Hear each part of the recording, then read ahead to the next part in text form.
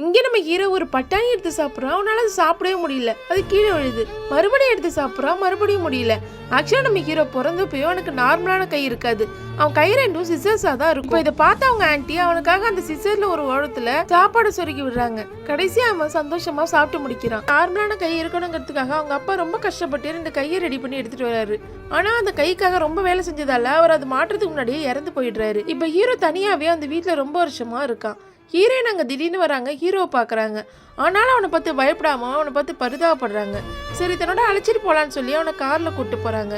First time காரில் போகிறவனுக்கு ரொம்ப சந்தோஷமாக இருக்குது. அதுக்கப்புறம் ஹீரோயின் அவனோட வீட்டுக்கு கூப்பிட்டு போயிட்டு அவனுக்காக ஒரு ரூமும் தராங்க. பெட்டை இவன் ஆசையை தொடுறான், அது வாட்டர் பெட்டாக இருக்கிறதால இவன் தொட்டோன்னே அது ஓட்டையாயிடுது.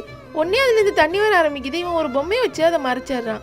இப்போ ஹீரோ ட்ரெஸ் போட ட்ரை பண்ணுறான், ஆனால் அவனால் போடவே முடியல.